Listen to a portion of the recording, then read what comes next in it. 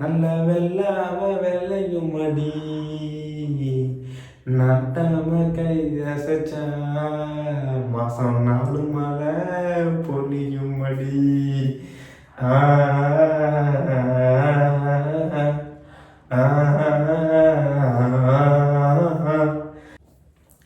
1994 வந்த படம்டா இது.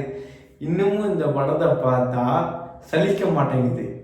ஏதோ புதுசாக பார்க்குற மாதிரி அப்படியே வியப்பாக இருக்குது. அந்த அளவுக்கு ஒரு ப்ரெஸ் மெட்டீரியல் ராங்க. ஐயோ இந்த ஆளு டீச்சரை வச்சிருக்காண்டோ, இதை நான் பார்த்துட்டோண்டோ, இதை நான் யார்கிட்ட சொல்லி ஆகணுண்டோ, இந்த நேரம் பார்த்து யாரு என்கிட்ட கண்ணில் சிக்கலையோடோ, ஐயோ இந்த ஆளு டீச்சரை வச்சிருக்காண்டோ, ஐயோ இந்த ஆளு டீச்சரை வச்சிருக்காண்டோ, ஐயோ இந்த ஆளு டீச்சரை வச்சிருக்காண்டா, அதை நான் பார்த்துட்டேன்டா டீச்சரை பசுபதி வச்சிருக்காரு, நான் அதை பார்த்துட்டேன்டே. நீங்க அதை பார்த்தீங்களா இல்லையா? ஐயோ பசுபதி டீச்சரை வச்சிருக்காண்டோ, இதை நான் பார்த்து விட்டோண்டே, இதை நான் யார்கிட்ட சொல்லி ஆகணுண்டோ, இந்த படம் பேர் என்னன்னு கமெண்ட் பண்ணுங்கடோ.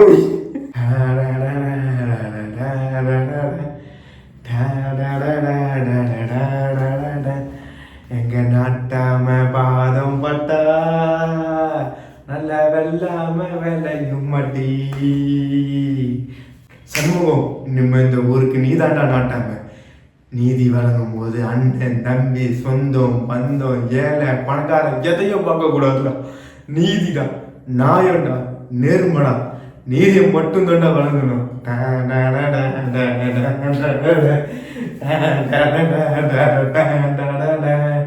நட்டாம பாதம் பட்டா நல்ல வெள்ளாம வேலையும் மடி.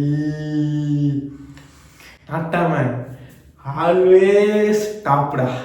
சரத்குமார் மற்றும் கே எஸ் ரவிக்குமார் இயக்கத்தில் வெளியான நாட்டாம படம் பார்த்தாச்சு.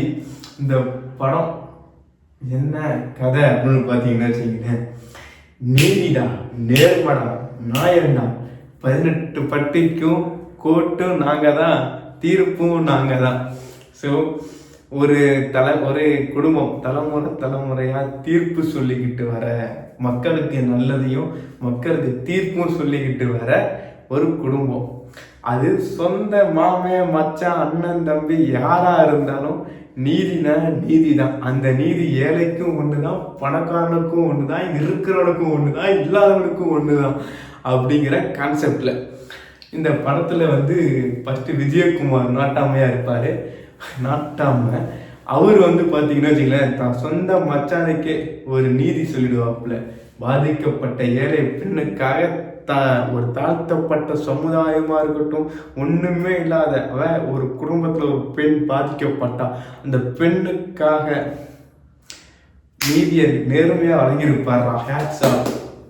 ஸோ அவரை தொடர்ந்து அவர் தலைமுறையில் அடுத்து Sarathkumar நாட்டாமையா உருவெடுப்பார்.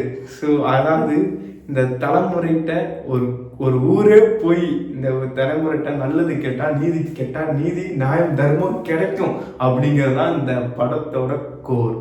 So K S Ravikumar இந்த படத்தை இப்போ நீங்கள் பார்த்தா கூட ஸ்டில் வைப்பாக இருக்கும் ஒரு மாதிரி. ஏன்னா வச்சுங்களேன், காசு பணம் இருந்தால் இப்போ வேணா நீதி நேர்மையாக வாங்கலாம். ஆனால் அந்த காலத்தில் நீங்கள் வாங்க முடியுமான்னு கேட்டிங்கன்னா கிட்டத்தட்ட 1990 காலகட்டத்தில் கிட்ட 3 டிக்கெட்ஸ் ஆக போகுதுடா இந்த படம். இந்த படம் ஸ்டில் நவ் நம்மளை பயங்கர என்கேஜாக வச்சுக்கிட்டு நம்மளை பயங்கர ஒரு ஃபன்னாக கொண்டு போய் பயங்கரமாக இருக்கும் இந்த படம். அவ்வளோதான். இது ஒரு மாதிரி நீதி நேர்மை நியாயத்துக்காகவே எடுக்கப்பட்ட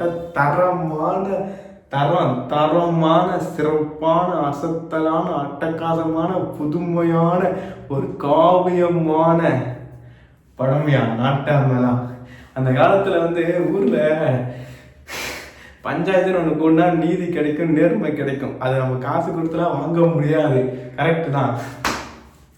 ஆனால் நாட்டாம கடைசியில் ஒரு தீர்ப்பை மாற்றி சொல்லிட்டு வர்றான். அந்த தீர்ப்பை மாற்றி நாட்டாம நீ தப்பான தீர்ப்பை சொல்லிட்டேன்னு சொல்லுவாங்க பாரு மனோரமா. அங்கேயே நெஞ்சு அடைச்சி செத்துருவாங்க நாட்டாம.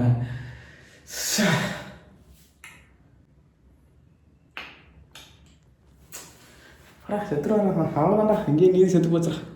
இந்த படத்துலேயே வந்து பார்த்தீங்களேன் காமெடி சரி, ஒரு ஃபன் கொலாபு பயங்கரமாக இருக்கும். கவுண்டமணி செந்தில் இருக்கும்போது கவுண்டமணி செந்தில் அப்பே கவுண்டமணி புள்ள டே தகப்பாவோட கொல்லாமல் விட மாட்டேன்டா மைடியர் சார், நான் செத்துட்டேன், உனக்கு உங்கள் அம்மா யாருன்னு தெரியாமல் போயிடும், ஐயோ இதை ஒன்று வச்சு பிளாக்மெயில் பண்ணுறானே அப்படின்னு ஒரு மாதிரி பயங்கரமான கவுண்டமணி செந்தில் காம்போ இருக்கும். அதுக்கப்புறம் வந்து பார்த்தீங்கன்னா வச்சுக்கிங்களேன், நெல்லு போட்டா நெல்லு முளைக்குண்டா, சொல்லு முளைக்குண்டா, ஒன்றுமே போடலன்னா புல்லு முளைக்கும், ஒன்றுமே போடலன்னா புல்லு முளைக்கும், அவ்வளோதான். கேட்குறேன் கேட்பேன், பார்க்குறேன் பரதேசா இருந்த பார்ப்பேன், என் பிள்ளைய ஒரு பிச்சைக்காரனை கல்யாணம் பண்ணி கொடுப்பேன்னு நினச்சி உன் வீட்டுக்கு மருமகன் ஆக மாட்டேன்டா பொன்னம்மனோட ஒரு காமெடி பட்டாளமே இந்த படத்தில் நீங்கள் பார்த்து முடிகிறதுக்கு ஃபன் என்டர்டைன்மெண்ட் பயங்கரமாக இருக்கும். அதை தாண்டி இந்த படத்தில் ஒரு மாதிரி முக்கியமான சீன்ஸ் அப்படின்னு வந்து பார்த்தீங்கன்னா வச்சுங்களேன், ஐயோ நாட்டாம டீச்சராக வச்சிருக்காண்டோ, அதை நான் பார்த்துட்டோண்டே, இதை நான் எவங்கிட்டே சொல்லி ஆகணுண்டே, இல்லைன்னா என் மண்டை வெடிச்சிருண்டோய். நாட்டாம ஹீரோயினி குஷ்பு ப்ளஸ் மீனா சங்கவி. குஷ்பு அவங்க ரோல் வந்து பார்த்தீங்கன்னா வச்சுக்கலேன், லட்சணமாக ஒரு அம்மா ஒரு குடும்பத்தை வழி நடத்துவதற்கான தேவையான தகுதி எல்லாமே இருக்கிற இந்த குடும்பத்துக்கு வாக்கப்பட்ட ஒரு மருமக. 2 மீனா நான் யார் தெரியுமா, இன்டர்நேஷ்னல் சிமெண்ட் ஃபேக்ட்ரி ஓனரோட ஒரே பொண்ணு. அவங்களுக்கு ஒரு கர்வம் இருக்கும், நம்ம எவ்வளோ பெரிய பணக்காரன், நம்மக்கிட்ட எவ்வளோ பேர் வேலை செய்கிறாங்க அப்படின்னு. ஸோ அவங்களுக்கு இந்த கிராமத்தில் வாழ்கிற நாட்டாம கூட்டத்தை பார்த்தா ஒரு மாதிரி ஆக்வர்டாக ஃபீல் ஆகும், ஒரு மாதிரி கில்ட்டாக வியர்டாக ஃபீல் ஆகும். ஆனால் அந்த ஒட்டுமொத்த சீன்ஸுக்குமே தலைமை ஒரு சீன் வச்சுருப்பாங்க பாருலாம் டேரக்டர், அந்த இடத்துல நிற்கிறான்டா, ஒட்டுமொத்த திமிருத்தனத்தையுமே ஒரு சீனில் அடைக்கிடுவாங்க. என்னன்னா அவங்க அப்பனே வந்து கை கட்டி நாட்டாமிட நிற்பான்டா, இந்த வாழ்க்கையே நீங்க போட்ட பிச்சை தானே அப்படின்னு.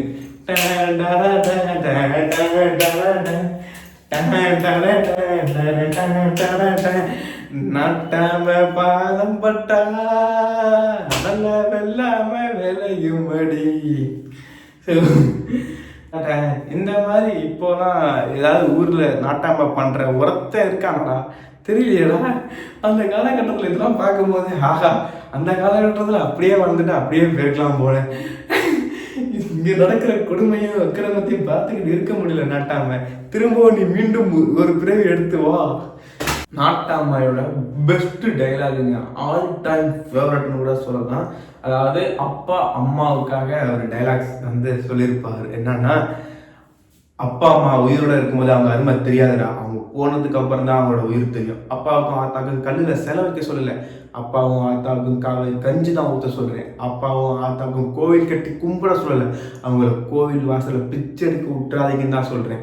அப்பாவையும் ஆத்தாவையும் பல்லாக்கெல்லாம் கூப்பிட்டு போக சொல்லலை, அவங்க உயிரோடு இருக்கும்போது பாடையில் ஏற்றிடாதீங்கன்னு தான் சொல்ல வரேன். ஆசா இல்லாத படிப்போம், அப்பா தன்னை மறந்தவனோட பொழப்போம் உருப்பிட்டதா சரித்திரமே இல்லை. அதாவது இந்த டைலாக் வந்து சத்தியமாக சொல்கிறேன், ஒரு ஃபாதர் மதர் அவங்களை எப்படி பார்த்துக்கணும் அப்படிங்கிறதுக்கு உருத்தான டைலாகு, உருத்தான வசனம்.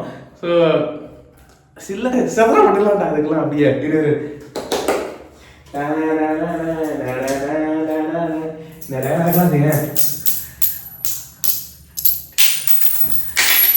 அதே சொல்றேன். அந்த அளவுக்கு பார்க்குற மோசா இருக்கும். நல்ல டைலாகா. நாட்டாம அப்படின்னாலே நீதி தான் வளரணும், ஓகேவா? அப்போ இல்லை 2 படம், அந்த படத்துல 2 நீதி சொல்லுவாப்புல. ஒன்று வந்து விஜயகுமார் அவர்கள் நாட்டாமையாக இருக்கும்போது அவரோட சொந்த தங்கச்சி மாவன் அவன் வந்து ஒரு இல்லாத ஒரு குடும்பத்தில் இருக்கிற தாழ்த்தப்பட்ட ஜாதியில் இருக்கிற ஒரு பொண்ணை வந்து ரேப் பண்ணிடுவாப்புல. அப்படி ரேப் பண்ணும்போது அந்த பிரச்சனை வந்து பஞ்சாயத்துக்கு வரும். அப்போ வந்து அவங்க கூட பிறந்த தங்கச்சி வந்து கேட்பா, என் பிள்ளைக்கு சாதகமாக நீங்கள் எப்படியாவது பார்த்து தீர்ப்பு சொல்லிடுங்க அப்படின்னு. அப்போ சொல்லுவான் தலைவன், வீட்டில் இருக்கிற 500 பவுன் வேணுமா எடுத்துகிட்டு போ, 300 ஏக்கர் கொல்லை வேணுமா எடுத்துகிட்டு போ, இன்னும் என்னெல்லாம் என்கிட்ட இருக்கிற சொத்து வேணுமா எடுத்துகிட்டு போ, ஆனால் நீதியை மட்டும் மாற்ற சொல்லாத, அந்த விஷயத்தில் தலையிடாத அப்படின்னு. இதுலேருந்து என்ன தெரியுது, ஒரு மனுஷனுக்கு சொல்லும் வாக்கும் நீதி தாண்டா முக்கியம் அப்படிங்கிற மாதிரி ஒரு மொமெண்ட்ஸாக இருக்கும். அப்போ வந்து ரேப் பண்ணுற இடத்துல வந்து தீர்ப்பு வழங்குவாங்கல்ல, அந்த சீன் பயங்கர மாசாக இருக்கும். எப்படின்னா, சித்தப்பா நீ யாரு, சித்தப்பா வெளியே போ, நீ யாரு, மாமா வெளியே போ, குழந்தை வந்து சொல்லும், மகேந்திரன், ஆக்டர் மகேந்திரன், நான் வந்து இவங்க ரேப் பண்ணுறத பார்த்தேன், அந்த மாமா இந்த அக்காவை மோட்டர் ரூமுக்குள்ளே கொண்டு போச்சு, அந்த அக்கா அழுதுகிட்டே வெளியே வந்துச்சு. அந்த ஒரு சீன் இருக்குல்ல, அந்த மொமெண்ட் அந்த எண்டு அவர் நினச்சிருந்தாங்கன்னா அந்த ஒரு சீன் எப்படின்னு எடுத்துருக்கலாம். பட் நீதி நேர்மை வாழணும் அப்படிங்கிற ஒரே காரணத்துக்காக தலைவன் தான் தங்கச்சி பையனாக இருந்தால் கூட பஞ்சாயத்துன்னு வந்துட்டா நீதி தாண்டா, நேர்மை தாண்டா, நியாயம் தாண்டா அப்படிங்கிற ஒரு ஸ்வாக் மூமெண்ட் இருக்கும். அதுக்கப்புறம் வந்து அடுத்த நாட்டாம சரத்குமார் அவர்கள் அண்ணன் தீர்ப்பு சொல்லிட்டாரு, தப்பான தீர்ப்பாக இருந்தாலும் பரவாயில்ல, என் அண்ணன் அசிங்கப்பற்றக்கூடாதுங்கிற ஒரே காரணத்துக்காக தம்பி அவர் வந்து அந்த தண்டனையை வாங்கியிருப்பாரு. தப்பான ஒரு தீர்ப்பை கொடுத்துட்டுன்னு கிளைமாக்ஸில் தெரிய வரும்போது செத்துருவான்டா மனுஷன். என்னடா மொமெண்ட். நம்ம நாட்டாம வாதம் மாட்டா, நல்ல வெள்ளாம வேலையும் மடி, நாட்டாம கையசச்சா மாசம் 4 மழை பெய்யும் மடி.